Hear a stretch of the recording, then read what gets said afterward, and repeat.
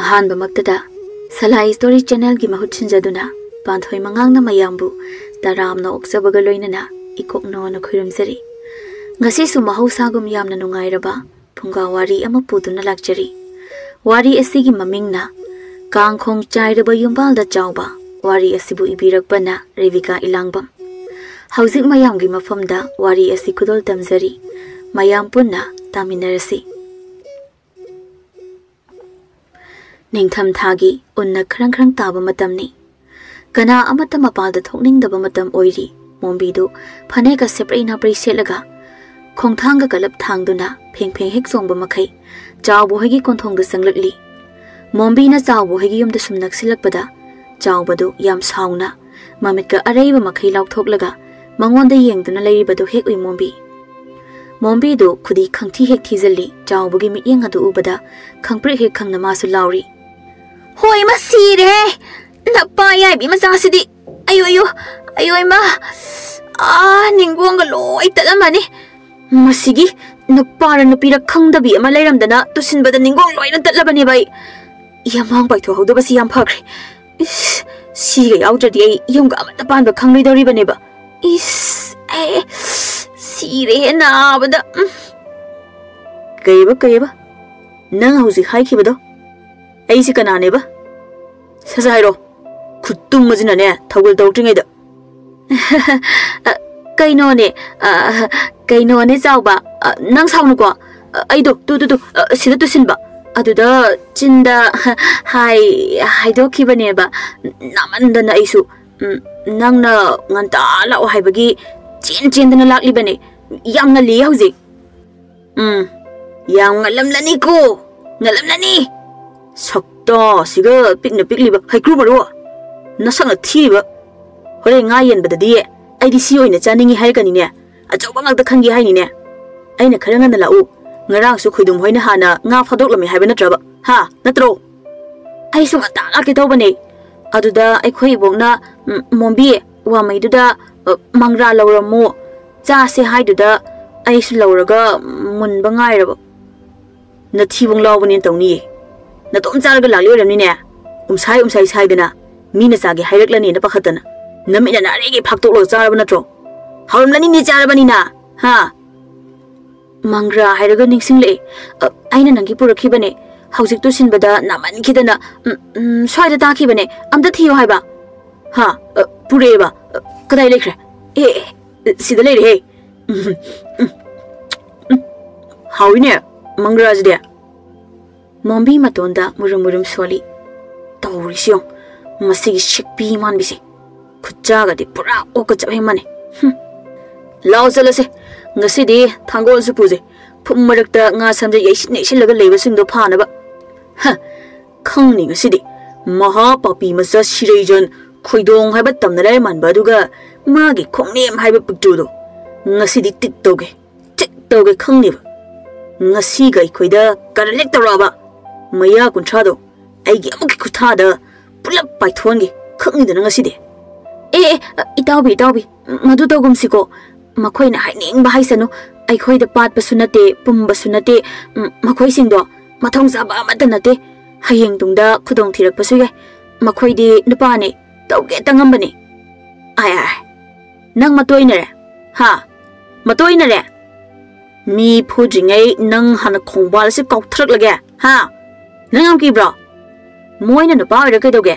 ꯑꯩꯗꯤ ꯃꯋꯥ ꯑꯝꯇ ꯂꯧꯗꯦ ꯍꯥꯏꯔꯤꯁꯤꯅꯦ꯫ ꯑꯩꯉꯣꯟꯗ ꯍꯦꯛ ꯍꯧꯔꯛꯂꯕ ꯅꯨꯄꯥ ꯑꯣꯏꯔꯁꯨ ꯐꯨꯅꯤ, ꯅꯨꯄꯤ ꯑꯣꯏꯔꯁꯨ ꯐꯨꯅꯤ꯫ ꯂꯦꯝꯅ ꯑꯝꯇ ꯊꯥꯔꯣꯏ, ꯁꯨꯛꯊꯥꯔꯣꯏ ꯍꯥꯏꯔꯤꯕꯁꯤꯅꯤ꯫ ꯃꯣꯝꯕꯤ ꯃꯉꯣꯟꯗ ꯑꯣꯟꯁꯤꯜꯂꯛꯄ ꯑꯁꯤꯗ ꯀꯤꯔꯗꯨꯅ ꯑꯩꯅ ꯐꯥꯒꯤ ꯇꯧꯕꯅꯦ꯫ ꯐꯨꯁꯤ ꯃꯌꯥ ꯌꯥꯃꯥꯡꯗꯣ ꯍꯦꯛꯇ ꯁꯠꯇꯣꯛꯂꯒ ꯂꯣꯏꯔꯦ ꯅꯠꯇ꯭ꯔꯣ ꯃꯤ ꯎꯁꯤꯠꯇ꯭ꯔꯗꯤ꯫ ꯑꯗꯨꯅꯤꯗꯅ ꯅꯔꯤꯜ ꯄꯥꯜꯂꯨꯀꯣ꯫ ꯑꯩꯒ ꯆꯠꯃꯤꯟꯅꯔꯗꯤ ꯀꯤꯊꯤꯀꯤꯔꯨꯝ ꯇꯧꯅꯣ ꯍꯥꯏꯔꯤꯁꯤꯅꯤ꯫ ꯁꯣꯝꯗꯁꯨ ꯅꯨꯄꯥ ꯑꯍꯨꯝꯗ ꯋꯥꯔꯤ ꯁꯥꯟꯅꯔꯤ ꯈꯣꯏꯗꯨꯝꯅ꯫ ꯃꯇꯥꯎ ꯉꯁꯤꯗꯤ ꯃꯗꯨꯒꯤ ꯅꯨꯄꯤꯔ ꯅꯨꯄꯥꯔ ꯃꯊꯣꯡ ꯃꯔꯝ ꯈꯪꯗꯕꯤ ꯀꯔꯤ ꯃꯥꯒꯤ ꯆꯥꯎꯕ ꯍꯥꯏꯕ꯭ꯔꯥ ꯀꯩꯅꯣꯗꯨ ꯃꯗꯨꯒꯤ ꯅꯨꯄꯤꯗꯣ ꯅꯨꯄꯥ ꯇꯪꯈꯥꯏ ꯅꯨꯄꯤ ꯇꯪꯈꯥꯏ ꯄꯨꯟꯁꯤꯜꯂꯒ ꯁꯦꯝꯂꯛꯄ꯭ꯔꯥ ꯈꯪꯗꯦ꯫ ꯂꯥꯏꯃ ꯀꯤꯕ ꯑꯝꯇ ꯂꯩꯇꯦ ꯃꯥꯒꯤ ꯃꯁꯥꯗꯨꯗ꯫ ꯉꯁꯤꯗꯤ ꯊꯤꯛ ꯇꯧꯁꯤ ꯃꯥꯅꯒꯅꯦ ꯉꯝꯍꯟꯒꯨꯝꯁꯤ ꯀꯣ꯫ ꯈꯣꯡꯅꯦꯝꯅ ꯍꯣꯏꯅꯦ नुपी अमा ओइबगी लिरी खोइरिबा अमत्ते याउदे मागी मसादा नुपा अमतना लग्नबा यादे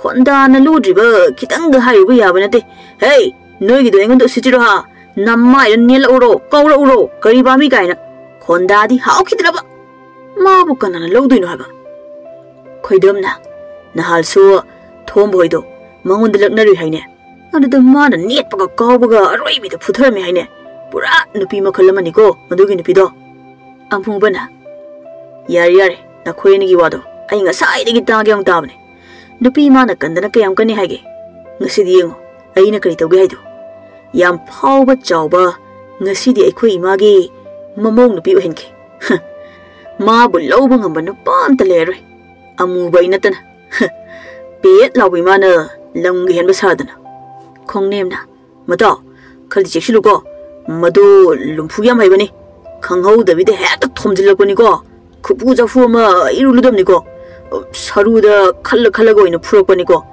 मदुगी तंखाइदो तु आदलाइतु अमुबना ए लाक्ति लाक्लेदना सिदे असंगमिगी वरी सनबा यादे हाइदो चुमिदना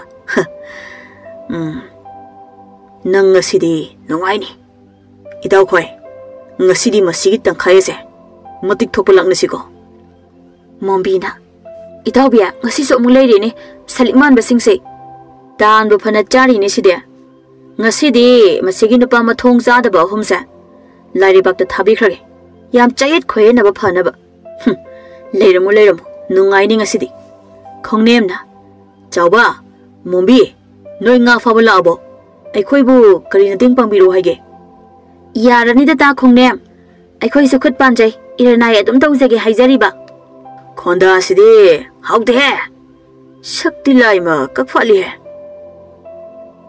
अमुबना हाय मोंबी हाय बी मोते कोंदे नंगी न तेंग पांगे हबन नतिने मी एखोइ चावबगी मतेंग पांगे हाइजबने एखोइ चावबो वानबे या पोंतेने अमुबा ए लेङैदा नत्रो हा ऐन हाइसि लालबो खोइदमना लांदे चुंख्रबो वानी कैनो हे नसा नसागी ना थौलरदे नयुमदा लेमना हनबिरो चलो मखा याम सांगथबगी कानाबा लेते स्वाइदा आइना फजना हाइरिङै नसा नसाना खंगना लेमना हनको हाइबिरिबसिनिको अमुबना कीको किजद्रो मागी वाइसे नखोइ किद्रो नखोइ तुमि ले याद्रो हई नंग नुपिने वा ngangbदा खरा खन्थौ नत्रदि खुदोंग थिबा नंगलकने अदुना सेक्सिलो कई गांदगे नुपी नंगना कंदना कयam कंदौरिगे होइ सोइरदबदा Pong हवाइना पोंगदना कयam कुइना पोंगदौरिगे उयान यौबदा लोइरे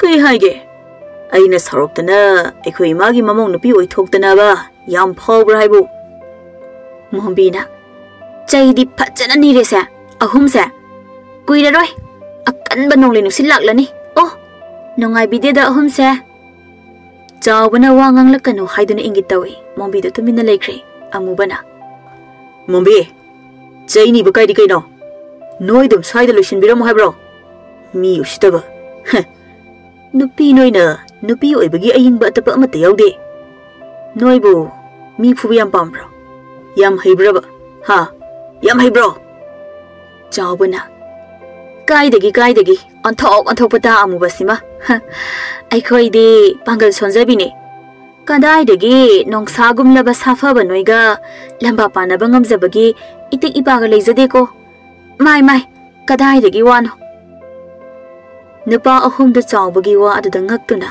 amaga yengnei moidi nupi adugi wahai asida asengba oiraboi khankhre nupa ahum du para pulap haunaraga chawbagi nakta changsilli amubana chawba ngasidi kari numino ha yam thadadi hoi thajadraba aine chawbani kaino ibungo khoi pakhum pibaga nang haubaja nate nupa ahum du mathang kauthaki ahum du longkhrak longna taba yaw uprang silaga tuba yaw amuk toiba aroibini turingai aduda amuk sensilaga mamai sing aduda kinna pangthinda thinjili mafam maranga amata khangdabida nupa ahum du hoima haiduna tharo laimai da onduna leiri mombi di khuba khuraduna wantha nokli chawbana kamdau bibagi ibung safa ba khoi nachan gi leina gum thot narobi khutsa sina ꯅꯨꯡꯁꯤꯅ ꯅꯥꯟꯊꯔꯛꯄꯗꯨꯕꯨ ꯃꯗꯨꯒꯤ ꯆꯩꯅꯥꯗꯨꯕꯨ ꯍꯥ ꯃꯊꯦꯜ ꯑꯃꯇꯪꯒ ꯍꯥꯞꯆꯤꯟꯖꯔꯒꯦ ꯍꯥꯏꯕꯕꯨ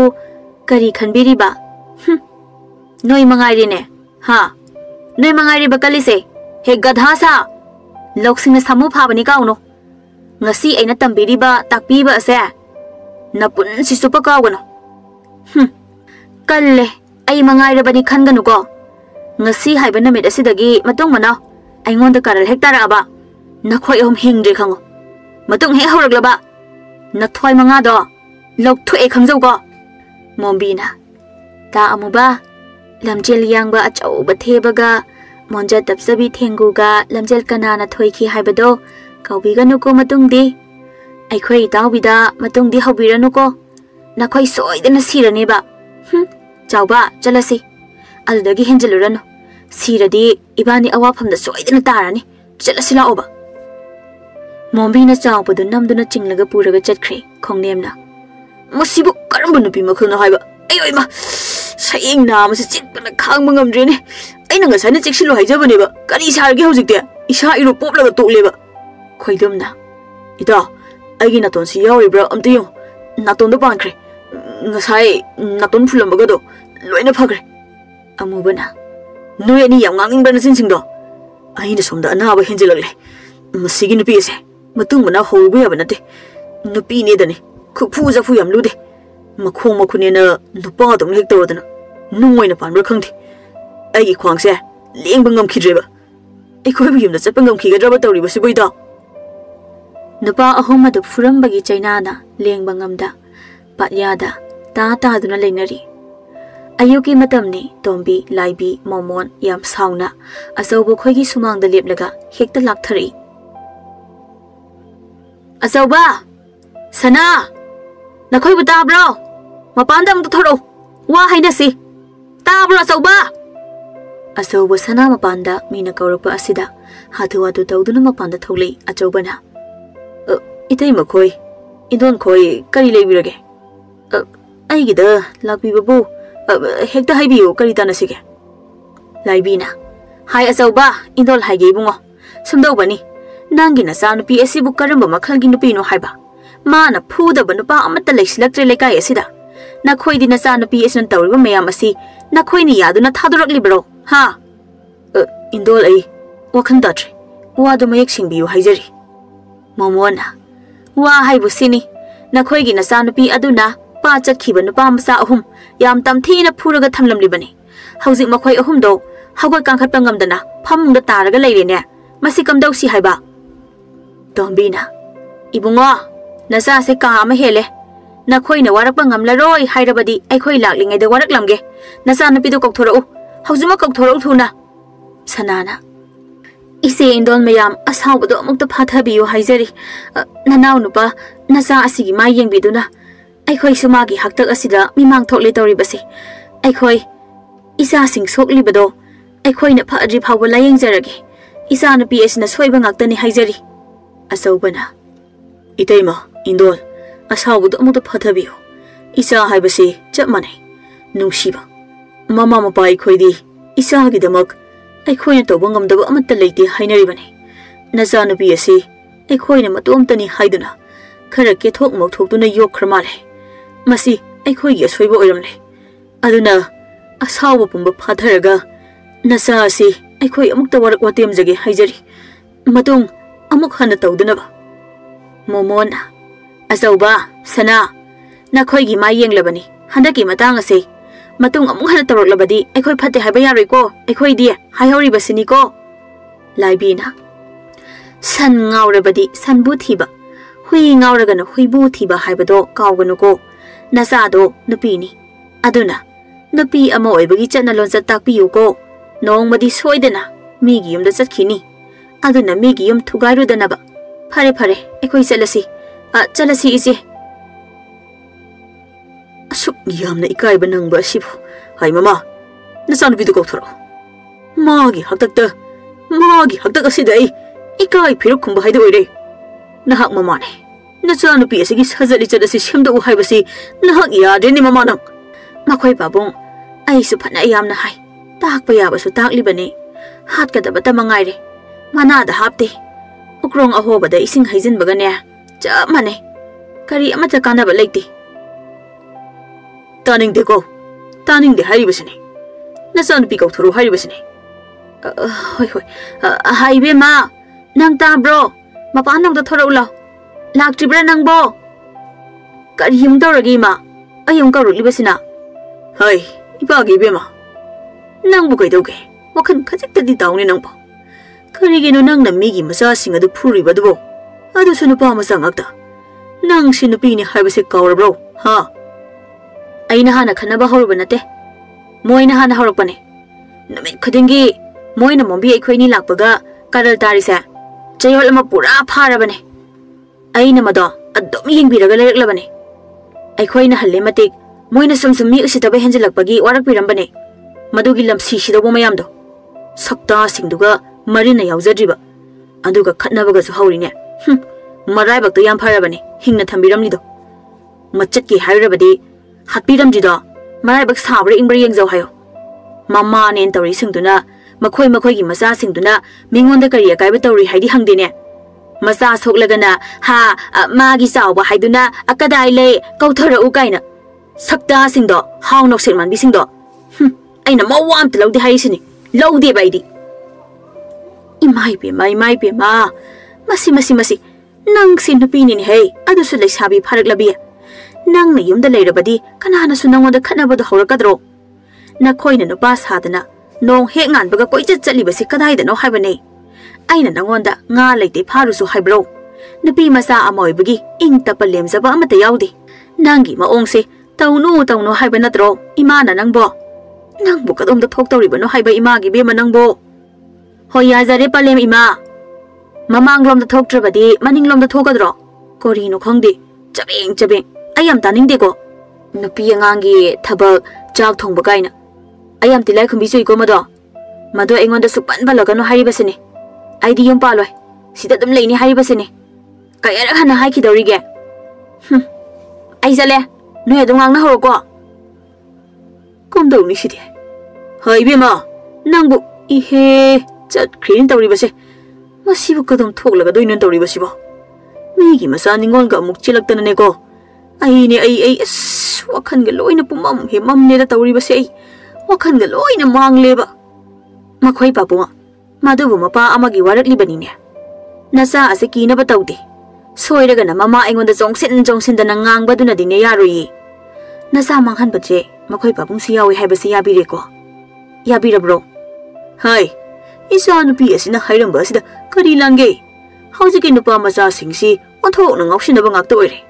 Masimaknani aigi isa nupi asina waraklibase. Yai. Mapa ini yai haribasini. Isa gi kari watni haige. Aigi irali thumpumbasi isa asigini. Kanagi sunate. Hari. Masibo karamba mapano. Mapagi machani haibada nopte. Masa nupi asisu. Ai tane siningle haribasini ko ai. Hai mama. Nang sibaga yakiroi ko. Isagi afaba iyama thigigadamne. Aduga sigi harabasu. Aikhoye ni puna sisiko. Tom sibaga yakiroi ko. Pambai leti. Si haibinatana. Karam tholaga ba. Aigi isa asibo. Haino sakhumda isau tawri kolika makhon areibida thokpa makhai. Ngamjadre. Mirem singse thakpa yokpada. Ite inause migi landon oire. Hanu binen tawrisina ngahak leti nariba. Pakhang amane leiriba sisu karino suna suningriba ahawbana saningriba. Nong pong hanbadagi thokre hairaga namit kham tabaga halaklani. Laini yatpa khayani charurani haidana.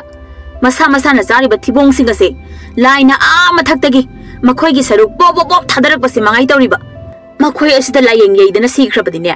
Haino egi iraibakse thambal satpa haidu oiradabani ko oiradaba. Chauran matai manangang libado mahak sutai. Adubu mahak tumin magi kantamna sangsinkri. Ima, kaidawre?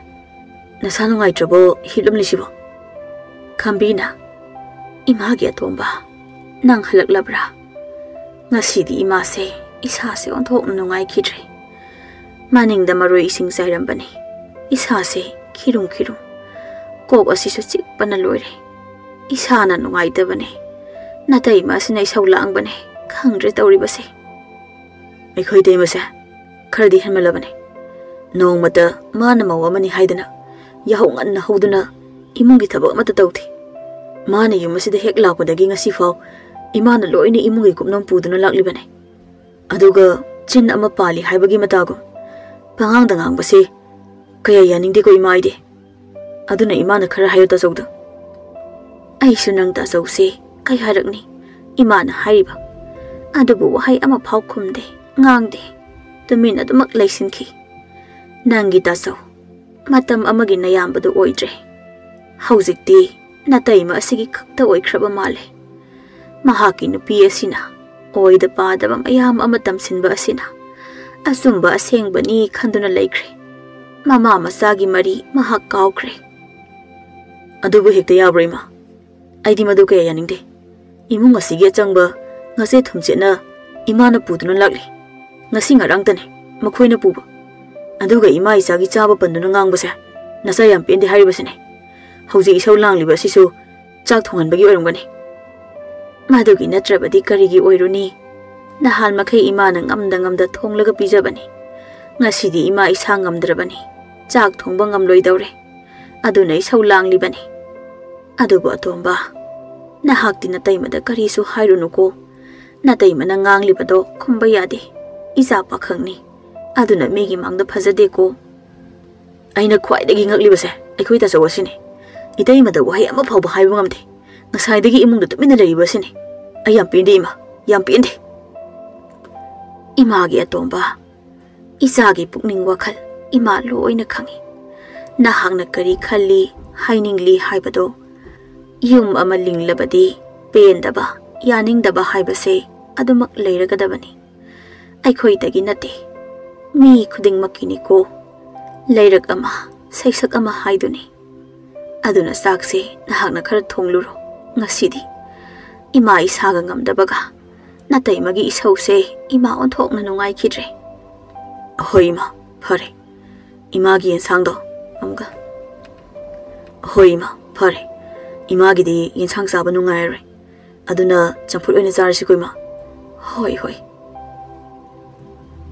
hainuna soning daba chaklem jaba singse on thokna nungse khidre laima itaima chal thongbodo loibo loidribo kadai de isangno haujik sa ka loidri soning daba chaklem jaba singsidi kari thoin dorino khangdine kari no ngasi itaima gi khonda sibo aidi sumna tangi chak loirabra hangjabane aidi ipagi maral chajabane kanagi sumaral lemna chade masi matangdi itaima na kobino kari habano ha kari habano ba migi maral chade ipagi maral chabani kaina nai napa aduna nangi ni haiduna kari thambiramge khara thamnamba sidi hoi bungo nangi salukti yaudre ko ahal aduna phamungda yata aduna leikhiba aduda nabbe maigi ipa iman hapirakpa sanalpa arei khai kai tholaga la yengkhibado kaubirabo itaima wagi wa chumna dum ngangbiyo laioi khraba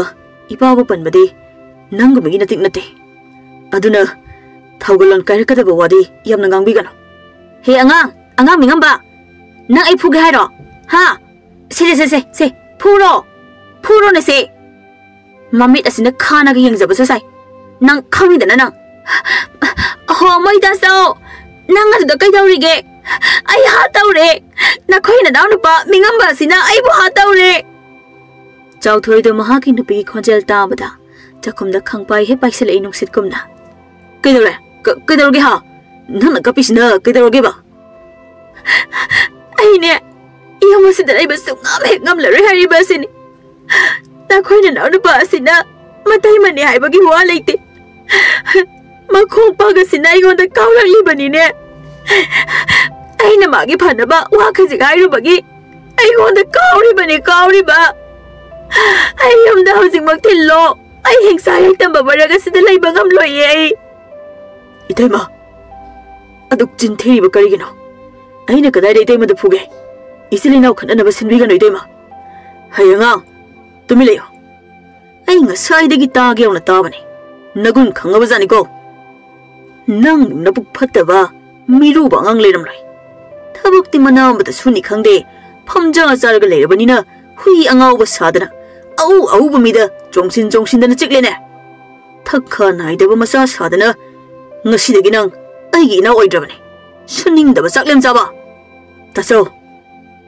nanawai mada adum na harabako narangsal aduna niko huino masa sauna ba yolaga leiton lei haibado nang niko nang makhoi taso ai makhoi ga punna leba sungam ngam loi haijari basini ngasi mai khoi tongan chadrabadi ne ai boi pam da thinbiyo haijari basini ko ai de Kambi masa sing nangang nari ba mayam adu taba ngamlaktraduna ngamda hagatuna chakhomda sangsilei kai dauna rabage noibo mina takhraga phajaba natene tamna ingna haina ba yadabra haiba nakhoibo adomba nang kari hairabage nayambaga natai magada ima ai kari so hen ba haikhiba leite ai khoi dei mana lanja oina ba irang sagali bane he angang mingamba tawngamba Chau thoina ima maram haibu masigi angangse yam phardori ai khoidi maga leimina base kisalagre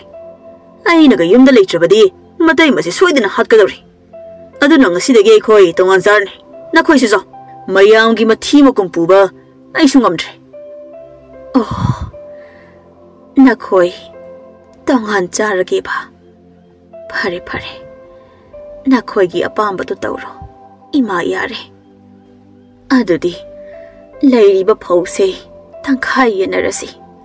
In Cola Sisu, Tankai or Nerasico. Maduka Yanungai Regoima. Pau Jing in Col. Ima Hisaru Amati Audre Hazariba. Bazi Nabada, I call his Hanama Kailo in a Kaira Layan Kibani. In Col, Low Sinkai Banungai Habagi. Aduna Housikti, Low Su in Col so, I giving the Onsenzarage. Masida yatpirak lanu haizariba kaino ne tema madu hekti yarida itei mana seloina puthoki basunate ima gi araiba sana makhaisu kaitholi badone he amka hey nang yaw kono masida ai gi se azumba do haizabani taso masida kari aran ba yawge imung si ahalaman pali bane masidi itei magi mawaloba chanaba khak yaroi kori masi Mamma is a kubok and thousand gimmers. Must I? No, Congrano. I do it for in there. Huh. No bungle, some mukjariba. Huh. Soon as Funindiba. Kaitaranazara was leaving on label. Nothing do yam tangan. Kaba. No could see about Matamoyene. The bee, law. Miriam sing a single sin of a ganate. Sakuma sidagi. I could get a pond Makai Loina Pro. Nungai reda, Nungai re. Howzik the me sing say, Sudan labor yabra yenge. Sakta sing say, Kare the go. Imagi bungo. Imagi atoba. Nang nangasi. Imagi mang the ulamba sakta masibukarino. Nang si Agi isahado niko. Ngasidi kaya da olabano. Nanaugi. Namahapog pi Agi wakal kahokrabako. Minong si Majel amat na paupapukidrabako. Nahakse, imagi isa ko kalayan nita ko imagi bungo.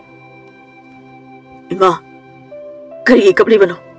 Imagi damang nasahing libasidi. Tasaw na ima bumiray na baso. Nasahaton ba ilay ni ima? Eko'y tasaw.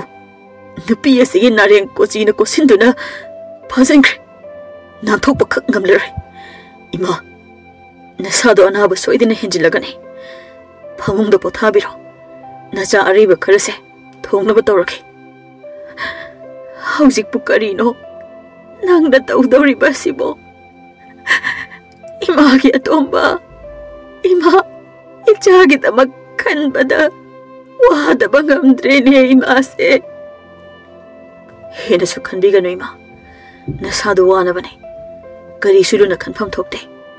Nasa hauzikti jawab sare parasidi nachana imabu nungai na thamlane sidagidi imabu halaroi pothabiro ima khambi tumina kapli mama oibi magi thamoi kai biaba makhai kaire ngasidi machagi matauda pidana pumlup lupa haibadu oire haujik aina tawdisi karino kangdre he nupi noisi makhal mathil Yamna labor ko.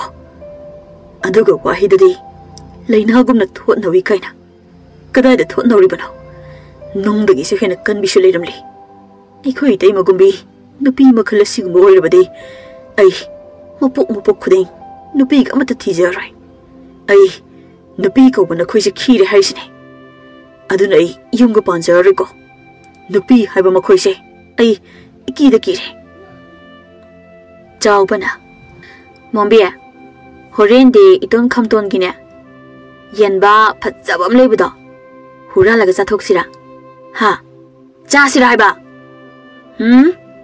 ꯃꯣꯏꯗꯒꯤꯗꯤ ꯍꯨꯔꯥꯟꯒꯨꯝꯁꯦ ꯃꯣꯏꯒꯤ ꯍꯨꯏ ꯑꯃ ꯂꯩꯕꯅꯦ ꯃꯤ ꯌꯥꯝ ꯆꯤꯛꯀꯟꯕ ꯑꯃ ꯂꯩꯕꯅꯦꯕ ꯃꯤ ꯎꯕ ꯌꯥꯗꯕꯅꯦꯕ ꯍꯨꯔꯥꯟꯕ ꯆꯠꯄ꯭ꯔꯥ ꯍꯥꯏꯕꯅꯦ hui aduna oina chiklakdana lamsi oina sidana tokaneba aduna taba ama oina khanaseba aduna phani khoidum hoido aina phutha akhibadagi wakhan takraba kaino pataga sunglak lakhidrene ha lam henbaga sardana aina ne saruda khallaga ne naitha khibane adagi di moy wakhan khangta hekta khida moy singda ngasidi khubak se yam haka chaida kanano madi phuning khreda Itawbiya, nang amu saurukanu ko.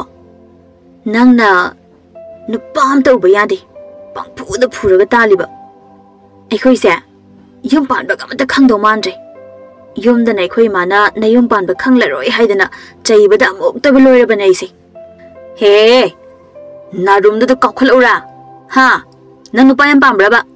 Na yam panimbraba. No saktuga yum panba khanglaroi kaina. Aidi yum gamda paloi. Kaidobagi migi maduda chacharunige migi minai urni hage ipa imagi nakta dum laini aidi ne nupa na haga pamde aiga tinna se hardi matung manao nupa gi wa hodor kanu ko matung he hairaba tu si ubra ai khubak se lukham do thabada ne nana kole pai thor kani khambra nap chadaba nupa kaina mombi machila du tum tholaga kirak tawna hoi matung haijare ai sumai hajar nangi khubak sabaga ngamjaponate ado kadai salusi harino kanade chuoina charse ekhoi khonda tawre lokhan khana asum lakli mataw amuba hoigi yumdamna amuba su konthonglomda tholokpa tanjani ani du hek mayok na ba haibadu oire amubana mataw ekhoi de lairo ai sunoi de lakin toramini yam phare hoi lakli ni da ai nang wa amata tanarugena laklibane haujipunang kadai de thabak suri bage hange haidana ai la ini da kaidawrage nangna thabak kainong torlisina naranai tangi hairaba nangi sibo ya dusu phagina temata ai gise ai hoji phibam chatre ai khoi mu kang khong chairaba yum haibdoire aduna ai hoji sel tanda ba yatre ima sumasana aduna leiraklisha chayol ama pura phare Kidong nargemo, mayik sing na hayo mem tanangbo. Hay gada babu, ikai bu wanita. Ay khoi mung chakhumani thwe. Ay khoi tajal tungan chakre. Ay khoi le minaba kire haidana. Ay din ha namasi uramne. Noi na taymado. Mi ing na yum chumdeba. Ay na sumamang da haikibado. Hingcha bigi mi ing na yum tawina. Aduna ne. Ay noi da kaya laktrido.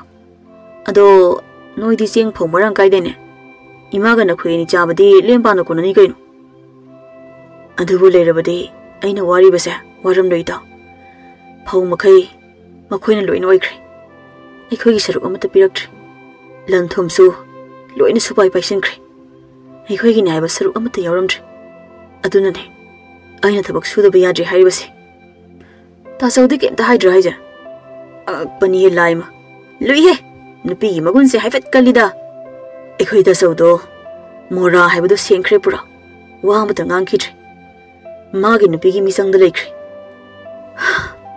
khangtre ai hoji sa se khudau pang saudu sawale taina famsu ai khangthi kari haigada bano haifam khangthi pangkhan da su khanjilu nu se kai noi khoi su hotna ba lepra lore makhoi su no madina awa fam da tarak loi haining ai lekthi khuba khunam gi pusini Ningthau maksunate mioi bai khoise haina ba leidai ningthau sumaitan wali kaina ima masangam hodi haido se sel khrase sina silo ai su handakti khusumal piraktri अदुनने अदो नंग थबंगना करम कांदगी सुबु यावगे हाइनो आई हयंगदगी यावरगे इदा आई नंगी लमलसे अमुक सिंगदोकपा ngambोइगेको नहक लेरमद्रबदि आइसे फिबम अमदि तारमलाय तानिंगदेको लमन काइना इसा अनि ओइजरबसुने थवाइदि अमतने वखन थमोय चमने खेनब लेते खोय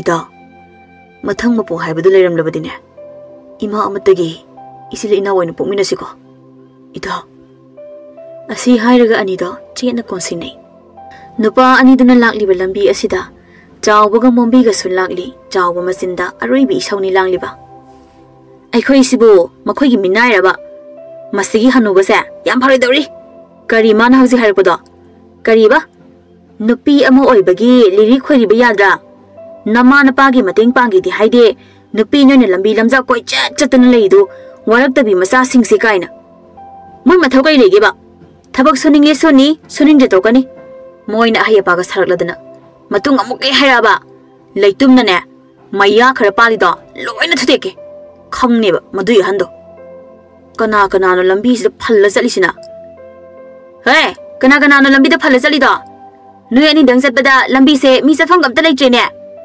हे ताद्रो नापोंगसा ननालो ताद्रो चै फजना नीरे है मसिसु नीरे है अमुबना कनानोने ए नुपी मसा नत्रो सिबो मानिदा नुपी तंखाइ नुपा तंखाइ ओइसिना कमाइ तौरिजानो सिना हे नंगिदे ऐंगोंदरा बाहाइदो याम भाउब्रो नमाइ नमतो काइगे न हौरली सक्ता दुगा ए खोंदा सिदि फजद्रे हाय नंगबु नुपारो नुपीरो फिजेते नुपागी ओइने सेलदना नसक्ति नुपी माले मसिगी नुपासि मसि मी याम उसिति नमसे अदुरेदि असि हाइरगा अमुबगी ममाय अरुदा खुतुम मदुना पोप हेक थाजिनखि अमुबसु अयो इमा हाइरगा फमथखि चावरेल चावबगी ममाय अरुदा सफु कन्ना नुपा अमगी चावरब खुचाव अदुना थाजली चावबा ममाय अदु पाइसिलगा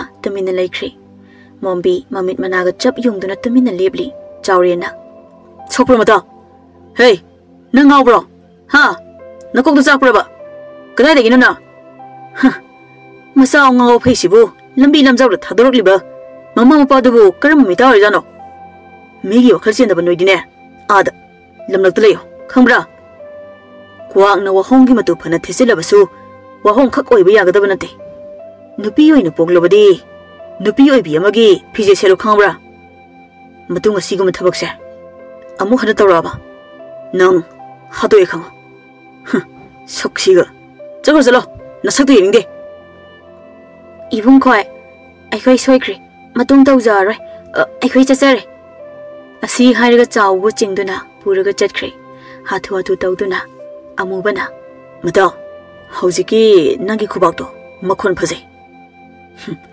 खोइदौनगा सौनिंग संग लेबगा होय मासु फनदि नारमनी असिबु कनानो कदाइदगिनो अमुजा थेंनदि आइदि मसी अइना सुम खनबदा खुनखागी सेंजाव पाइबा खुरा अजौबगी नाइतोम पोइ हाइबा नुपा दौना तौइ हाइबा अंगांग नुपिदो माले मचिंगदि अरोइबिने मसिरबु नुपादो खरा मओंग चारोइबो होइने पुरा फिबम अमगी नुपी मचा हाइबदुने इमाना पोइङैदगिने उजद्रि ngasina ahanbane asiguma nupisi kanade chanaba tawsi hoi chalase ado hojiki nupi machado lumfu yam hainabani ko chihilo sathopada hera mana tawning ba tawjarasano ai kaisu khanbide ko chawba wakhal yam nungai da tumina ta senduna phamlaga leiri laimai da munna yengduna sanana ibema isabu kaidorabagi tumina phamli basibo hanglaba sukhumde kaidorabagi imada hayo isagi apambado ima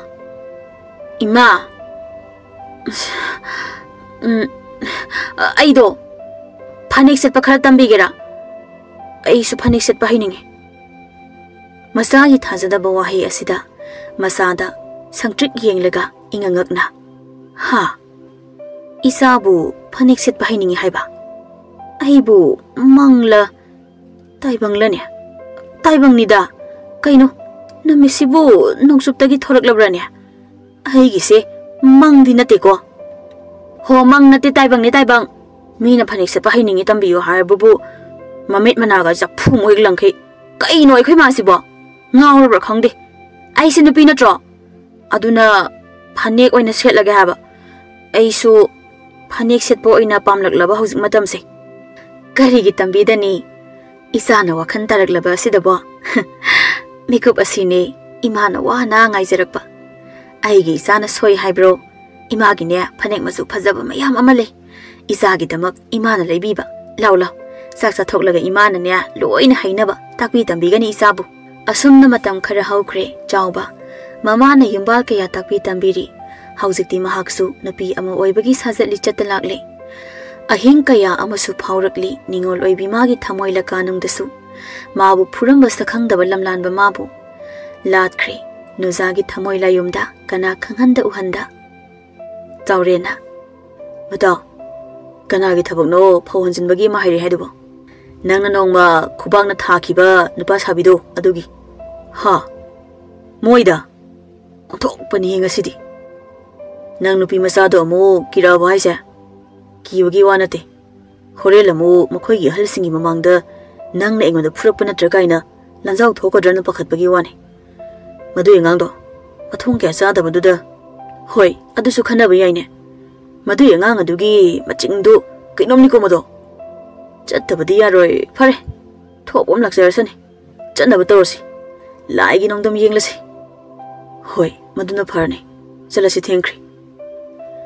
Asumna ngayaki matong nupa anidu yoksilakladuna asaubu hoigi sumangda leplari. Amubana. Khura asauba. Ekhoi laksare. Mapanda amta thokpiro. Hoi, isasa. Nakhoi laklabra. Phare phare. Tu. Ada sangoida paisinduna leiba phawasini. Tu. Mangda uriba kai asida loina haijiluko.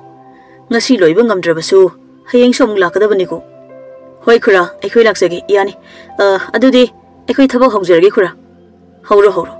Nakhoi gi chanaba khara semange ko. Aidi thabo ma chataba yadre. Hai mama. Tabra.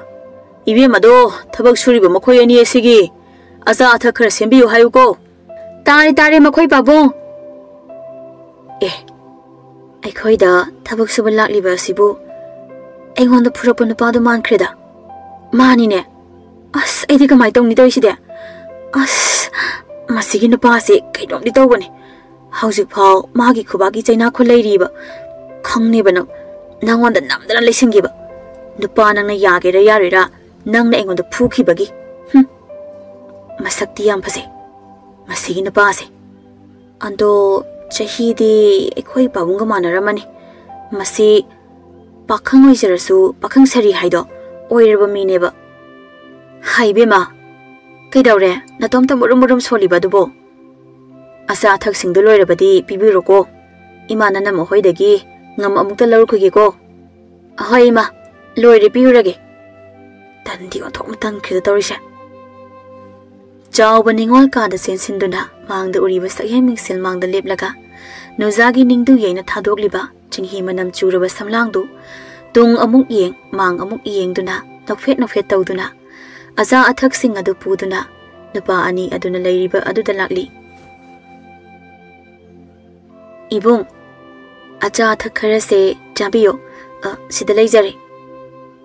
Nupa ani do khangpri he khangna chawbada munna yengduna lepli.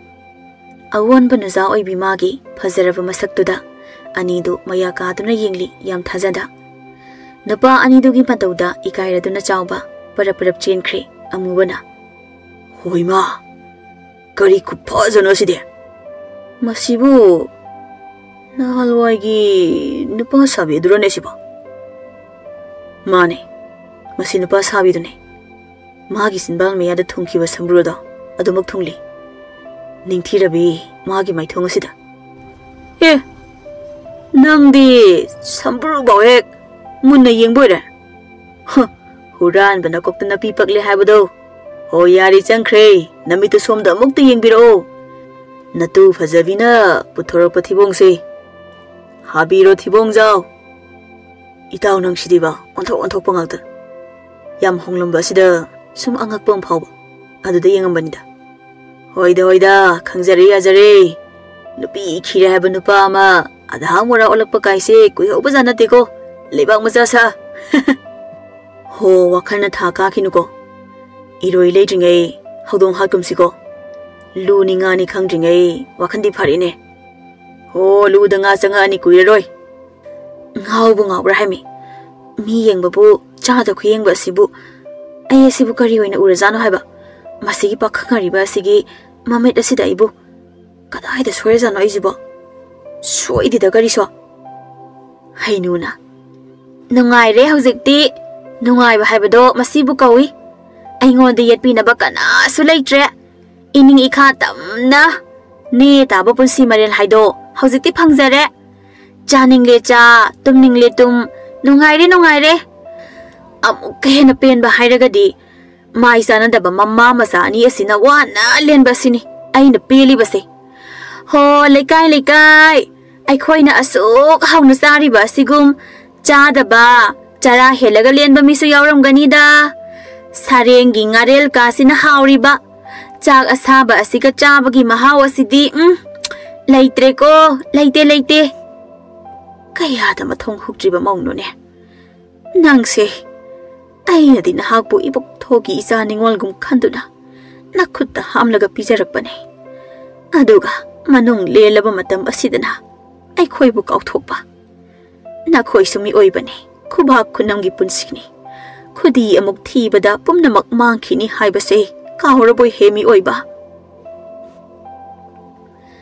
ꯃꯇꯝ ꯈꯣꯡꯂꯣꯏ ꯃꯇꯨꯡ ꯏꯟꯅ ꯆꯥꯎꯔꯦꯜ ꯆꯥꯎꯕꯁꯨ ꯅꯨꯡꯁꯤ ꯃꯔꯤ ꯂꯩꯅꯈ꯭ꯔꯦ ꯇꯥ ꯆꯥꯎꯔꯦꯜ ꯅꯈꯣꯏꯗ ꯑꯩꯁꯦ ꯀꯩꯗꯧꯉꯩ ꯄꯨꯕꯤꯗꯣꯏꯅꯣ ꯍꯥꯏꯕ ꯑꯩꯗꯤ ꯑꯊꯨꯕ ꯃꯇꯝꯗ ꯅꯣꯏꯗ ꯆꯠꯂꯁꯤ ꯌꯥꯗ꯭ꯔꯗꯤ ꯁꯤꯔꯅꯤ ꯍꯥꯏꯔꯤꯁꯤꯅꯤ ꯀꯩꯅꯣꯗ ꯀꯩꯗꯧꯕꯩ ꯁꯤꯗꯣꯏꯅꯣ ꯅꯪ ꯁꯤꯗꯤꯕ ꯑꯩꯈꯣꯏꯗ ꯂꯩꯔꯒ ꯆꯔꯥ ꯍꯦꯟꯕꯗꯣ ꯅꯪ ꯇꯟꯗ꯭ꯔꯣ ꯑꯩꯈꯣꯏꯒꯤ ꯐꯤꯕꯝ ꯌꯥꯝ ꯆꯥꯗ꯭ꯔꯤ ꯑꯗꯨꯒꯤꯅꯦ ꯆꯥꯎꯕ ꯑꯩꯅ ꯅꯪꯕꯨ ꯑꯩꯈꯣꯏꯗ ꯄꯨꯗ꯭ꯔꯤꯕꯁꯦ ꯍꯣ ꯅꯨꯄꯥꯗ ꯊꯣꯛꯎꯁꯦ ꯁꯦꯜꯒꯤꯗꯃꯛꯇꯗꯤꯅꯦ ꯀꯔꯤꯁꯨ ꯈꯜꯂꯨꯅꯨ ꯑꯩꯒꯤ ꯁꯦꯜ ꯌꯥꯝ ꯂꯩ ꯑꯩꯈꯣꯏꯒꯤ ꯂꯩꯔꯤꯕ ꯏꯔꯜ ꯃꯌꯥꯝꯁꯦ ꯑꯩꯈꯣꯏ ꯑꯅꯤꯒꯤꯅꯦ ꯑꯗꯣ ꯁꯦꯜꯁꯨ ꯂꯩꯔꯕꯅꯤꯅ ꯅꯣꯏꯗ ꯑꯩꯗꯣ ꯉꯁꯤ ꯑꯣꯏꯅ ꯄꯨꯕꯤꯔꯣꯕ ꯀꯣ ꯄꯨꯕꯤꯌꯣꯕ ꯍꯥ ꯍꯧꯖꯤꯛ ꯆꯥꯎꯕ ꯑꯩ ꯋꯥꯈꯟꯒ ꯂꯣꯏꯅ ꯃꯥꯡꯈ꯭ꯔꯦ ꯇꯧꯔꯤꯁꯦ ꯀꯩꯅꯣ ꯅꯀꯣꯛꯀꯗꯣ ꯑꯃꯨꯛ ꯍꯣꯠꯇꯅ ꯐꯝꯂꯒ ꯂꯩꯗꯨꯕꯣ ꯃꯁꯤ ꯅꯨꯄꯥꯁꯤꯗꯤ ꯍꯣ ꯑꯔꯤꯕ ꯈꯨꯃꯨꯊꯣ ꯑꯩꯅ ꯅꯉꯣꯟꯗ ꯂꯩꯕꯤꯒꯦ ꯍꯥꯏꯔꯤꯁꯦ ꯅꯔꯥꯏꯕꯛ ꯌꯥꯝ ꯐꯔꯕꯅꯤ ꯈꯪꯂꯕ꯭ꯔꯥ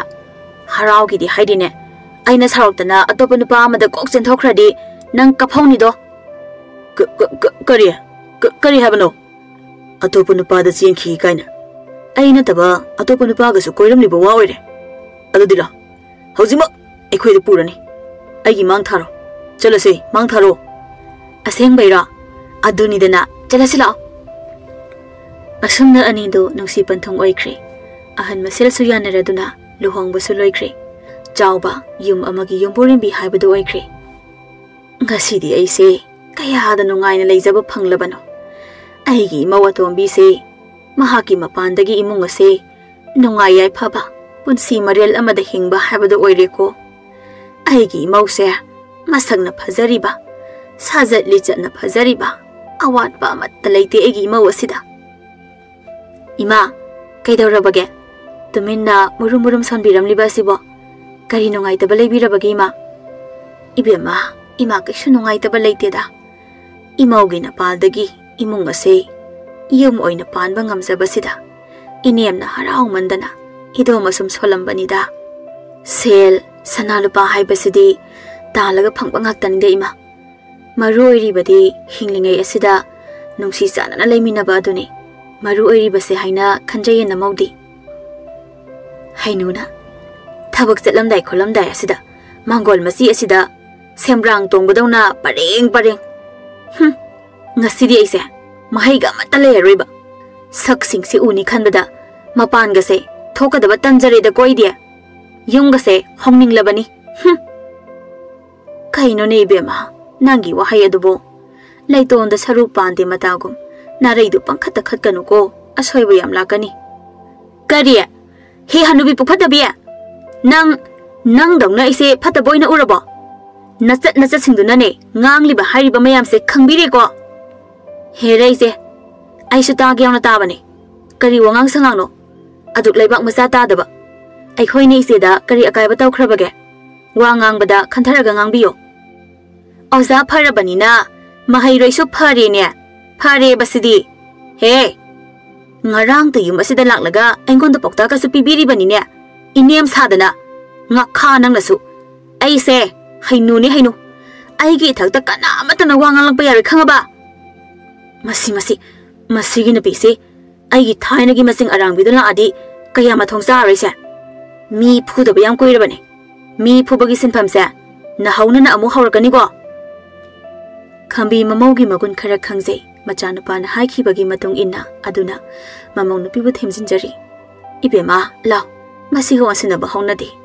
Isa sidi nasi ase mi rol ta di. Ma na thopa tawrasano. Hoi ma changlasi. Changkhre ne miki thi singse. Ai gi imangda lenna ge haibagi matagum tawja sari ne. Mamau nupi atombi asina laina tharak pasi mangai. Luna chana tawriba masigi hanubi sibida bi ase. Koi dawri nang nomo. Ho imung asida leiriba mi singse yam phari dawri. Masipum na makse na khoi nama asinani. Nang budi masa amagum na khande. Mase hayeng sirabasune changbaga amate yar haribasini ko idi. Hoida. Ai nang na haiba loi ni yari dudi. Changlasilo moiga manarun. Asumna matam kaya hawkre. Hainu amadi saukthoi thabakti amata sude. Araiba lanthum yolaga charabanina. Migi maral asum pusin badagi. Migi maral na makwang koire. Migi maral singdoktrabanina. Mina sel thawba lakbana lai khurumba lakbadagi henkre. Warak laba matamda mi oiba ikhoise wakhalla I haibada asumba oirakle. Chauthoi mahaki nupi asina haiba khuding illubana ngasidi awafamda taba haibada oire. Ngasidi aise kayada ningam khidrabana. Aibu hek pokpiribi ima irem khaki na wasibo. Aina kayada tamthina tawkhrabana. Ipa ipuna hainaramba nupi makhal yami haibado chumlamle. Aigi nupi ase yumgi yumborembi oiramdre. Yumtak kaitakpi haibado oiramle. Tamana hai chauthoi ai lakline. Ibo kamdokshige nang na haina khiba matam asida su selfie drabanina. Nahang na haujik leiriba yum asi aina loksin batare. Adugoda amuk kotharakla nugo ai taroi. Ipal ai su seldo singdoknaba phana kanadi honabane. Adugo seldo yamna yam khibana langkhatpada awaba moire. Leiriba yum asi ima hoiga saijin naksinabani madu kaya nungaigadaba mande. Aduna matam khasiptaga ngaibibagi. Heraibo madu kaya nungairoi. Nama hoina na hoiga tanaruko. Ai gidi hai khibaduna aroibani. Ai chale hai. Hauzik pu kadaidagi sen na pidoisibo. Nang tumileyo. Nang lorubadagi aise loiraba. Fattabi nangi longnang wahaida achumba sengbani khalluba aise kaya na tonkhrabano. Matam amadadi napamda sel jabal yampi khidai. Hauzimaknak napamdagi lorgadabane. Sel puroktrabadi yum masida makhata na lebe yar khangaba. Makhoita so ai yam soikre lankre. Aina wakhan thenbi oirubadagi ai gita haiba wakhan na mang tharubadagi thokhiba ngaktani. Ai su ima hoida seldo hanglubane. Adu bai khoi ina ma aduna kaya da thina nganglaga ai bu tanthorakraba. Ai mukbangba mi se leiramdre. Aina haikhibadan aroibane. Shel productive power yum masida lebiaroi. Yam thuna jakho. Napamdagi selausu chalo. Masi ikutchipi na phuraga pharanida masi. Asi hairaga hainubu phuthakre. Hainu koilau lauri matai manau anigi lan somda sutari bani. Adubu kana amata changsinduna khamlude. Ima isi ase soidana siba tare. Ima na amukta chatlaga khambiruso. Mana tawjabagi mahai phanglakpani bema. Nasi ase napal yam kabani. Aduna ne kharasu phusano. Magidi masina matik chap charabani. Masay chap charba mahai ni ko mana phanglibase. Aduk yamba lausing pumba yonduna loikrabani mahak thakta. Hoi imana haribado achumbane. Khari yam phuraga phodobane ai idai mase. Kara amadi yamna helabane. माना cell पुदबा मी अमा फाउ लेते इमा मखोई दादोन नखोई नथक्ता अइना वा हाइजबनी हाइनदि खनबिगनो होय इसे एसे फते अदु ओइरबसु मासु नुपीनी अइसु नुपीनी इसेगी मतवसे अयेंग मंगमदे हौजिकती अखोई इसेसे वखल तारबनी अदुना मखोईगी अतोनबु खुदिंगमक नमो ओइना लोइना सिंगजगे सिबदा पुबा यादबा सेल अदुना इसिल इनाउदगी खक हेंदे इमा आइदी इसेबु यामना नुंसी आइदे इथक्ता इसे इबुंग इखादा इनाउ कनासु लैजदे अदुना इसे एसिबु आइना आइगी हेक पोकमिनाबी इसेने हाइना खंजैदो इमा इबेमा इमा पेले इमाउगी वाखन थमोय सिगुमना चेनबी ngakta oiramlabadi malem taibong palase khana chainaba haibadu leiramloi phare phare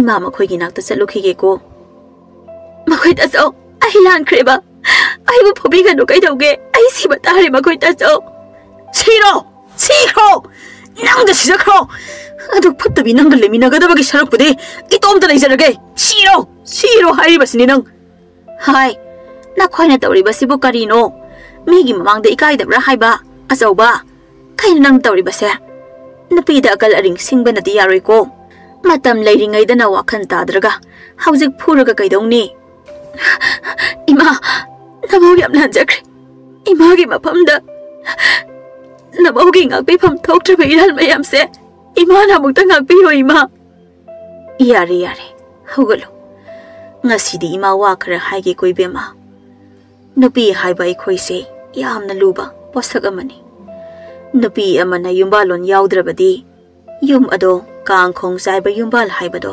oigadawribani ipa ipuna hainai hai hekbalai hai khunbadi lui hainaribani hai heklagliba nupa amagi hai singado nupi nangna seksinna loisin khomjin tawduna saukhatba marase pa yumbal ama semkat kadawribani mapam khabai ama mawa khabai ama hainaribani nupi haibi aikhoise phajafam leite khajik soibada phare haujikti pumnamak hokre loikre amuk hala u yararoi haukraba chatkraba loikraba matam singdo amuk hala u yaroi ko aduna ngasidagidi wakhan tabi yum amagi mau haibadu oiro koibema ima nasayam lanjakre ima bu inawu mitok kumna uruba ai muk tamthiba ma leiramlaroi ngasidi nasayam ningam laktre ima iyambagi bungo nak iyamba bu arau ganu ko ngasidi tasau nafam da mai thire tasau soidaba landaba ngamdaba mi oima pokne nanaw karisu khanjade haujikti karisu wabirano nanaw na fanaba loina silani nakhoi nanaw na piga aiga tanaraga megi selsingdo loina singlagani isegi bema nahakse kaya da bukjel chaukrabano nangdi yumasigi lairembine aigi migi naidabi nahaki phajabali chatase nasesu inawgi tung inbangam jage ko ise nanawgi wakhan thamoibu ise na mayek sengna uriba asimuk penjaba nungaijaba ma leijadre ngasidagi aikhoi imung punna amata oina punsilasi ise asumna kangkhong chairaba yumbal amabu puksel chawbi puksel phajabi magi lichana amatta oina punsinduna nungaiba mara chetpa yumbal ama haibadu oiduna nungaina pankhirami